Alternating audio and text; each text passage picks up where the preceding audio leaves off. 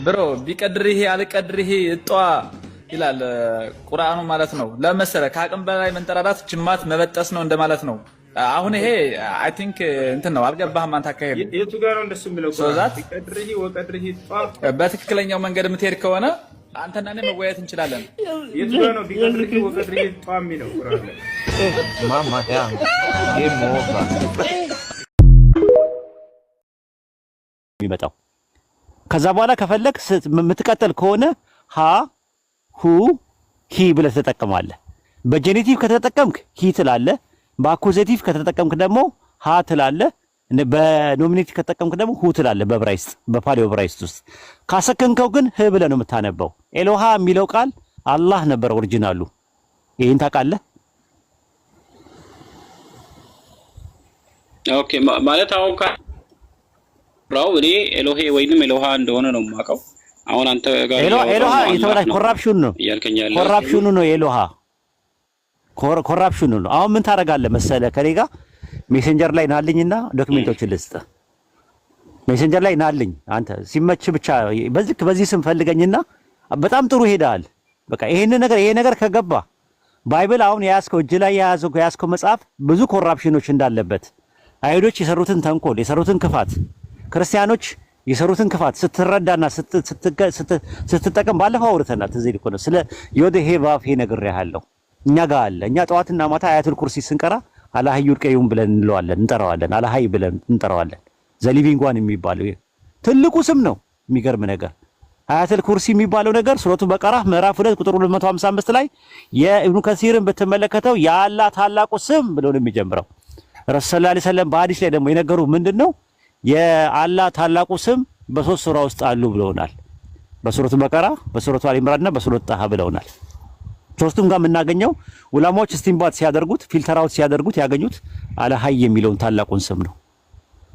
ይሄ ትልቅ ስም ነው። አልሃይ ማለት ዘሊቪንግ ዋን ማለት ነው። ያለና የሚኖር የምትለው አንተ ቀድም ያልከው ማለት ዘሃሎ ወሄሉ የሚባለው አያ በሸሪዓ ይባላል በግዕዝ መጽሐፍት ውስጥ ማለት ነው። ያለው ዘመጻዋላ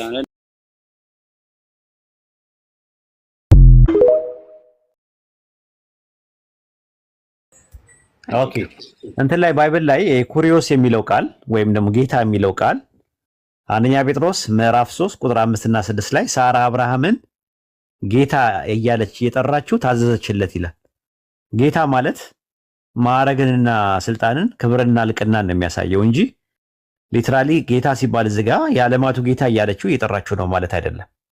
ሐዋርያት ሥራ ምዕራፍ 2 ቁጥር 36 ላይም አምላክ ኢየሱስን ጌታም ክርስቶስም እንዳደረገው የእስራኤል ወገን በእርግጥ ይወቅ ይላል። አምላክ አንዱ አምላክ ኢየሱስን ምን አደረገው? ጌታ አደረገው ማለት ነው። ለእንዴት አይነት ጌታ ሲባል ኦሪት ዘፍጥረት ምዕራፍ 45 ቁጥር 9 ላይ ስትመለከችው አምላክ እኔን ጌታ አደረገኝ አለ ዮሴፍ ሲናገር። አምላክ ጌታ አደረገኝ አለ። አምላክ አድራጊ ነው፣ ዮሴፍ ተደራጊ ነው። ምንድነው ያደረገው ሲባል ጌታ ያደረገኛል። ስለዚህ ኢየሱስን ጌታ ያደረገው አለ። የትንቢተ ኢሳይያስ ምዕራፍ 61 ቁጥር 1 ላይ የአዶናይ መንፈስ የያህዌ መንፈስ በእኔ ላይ ነው፣ ለድሆች ወንጌል እሰብክ ዘንድ ያህዌ ቀብቶኛልና አለ።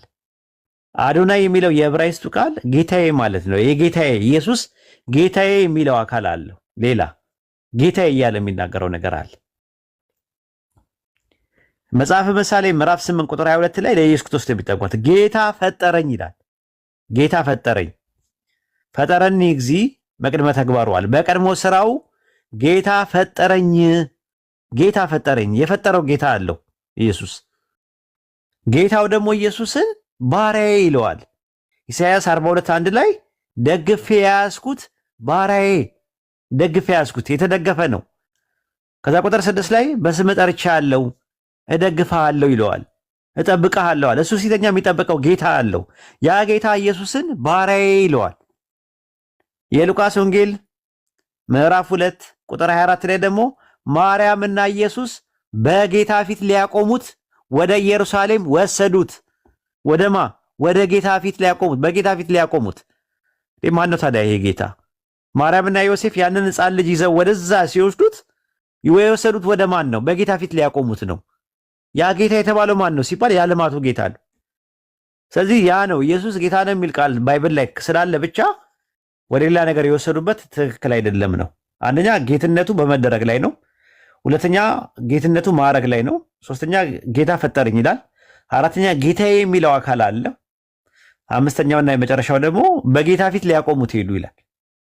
ሌላ ቦታ ላይ ደግሞ ጌታ ቀባው ይላል። ጌታ ኢየሱስን እንደቀባው የሚናገር ነገር አለ እና ብዙ ማስረጃዎች አሉ። ይሄንን ያዢና ጥያቄሽን አድሬስ እንዳደረኩኝ ተስፋ አለኝ።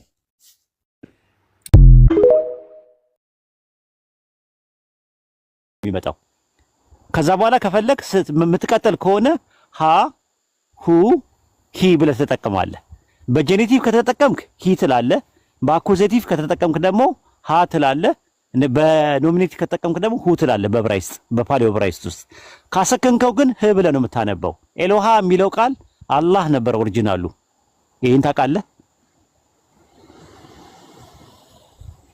ኦኬ ማለት አሁን ራው እኔ ኤሎሄ ወይንም ኤሎሃ እንደሆነ ነው የማውቀው። አሁን አንተ ጋር ኤሎሃ የተበላሽ ኮራፕሽን ነው ያልከኛል። ኮራፕሽኑ ነው ኤሎሃ ኮራፕሽኑ ነው። አሁን ምን ታደርጋለህ መሰለህ? ከኔ ጋር ሜሴንጀር ላይ ናልኝና ዶክመንቶችን ልስጥ። ሜሴንጀር ላይ ናልኝ አንተ ሲመች ብቻ በዚህ ስም ፈልገኝና በጣም ጥሩ ሄዳል። በቃ ይሄ ነገር ከገባ ባይብል አሁን የያዝከው እጅ ላይ የያዝከው መጽሐፍ ብዙ ኮራፕሽኖች እንዳለበት አይሁዶች የሰሩትን ተንኮል የሰሩትን ክፋት ክርስቲያኖች የሰሩትን ክፋት ስትረዳና ስትጠቀም ባለፈው አውርተናል። ትዝ ይልህ ነው ስለ ዮዴሄ ባፌ ነግሬሃለሁ። እኛ ጋር አለ። እኛ ጠዋትና ማታ አያቱል ኩርሲ ስንቀራ አላህዩል ቀዩም ብለን እንጠራዋለን። አላህይ ብለን እንጠራዋለን። ዘሊቪንግ ዋን የሚባለው ትልቁ ስም ነው።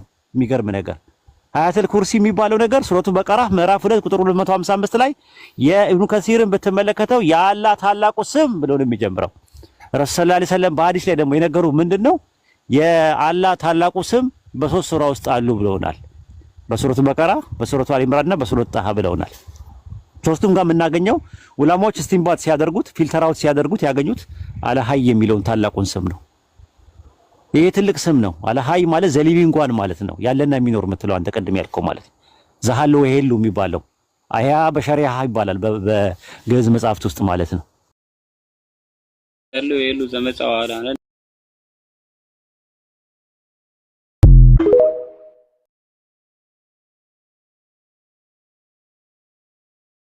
በአላህ ተመካ።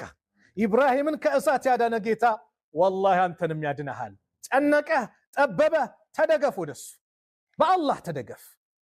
ስራ ስትወጣ በአላህ ተደግፈህ ውጣ። እኛ ረስተናል እኮ የዕለት ዕለት እኮ ኪኒኖች እኮ አሉ። ኪኒን ዶክተር ያዛላ እቺን ኪኒን ጧት ጧት ውሰድ ለበሽታ በቀን አንድ ምናምን ይባላል አይደል? እኛ የተሰጠን ኪኒን አለ። ምንድነው ኪኒናችን? አዝካራችን።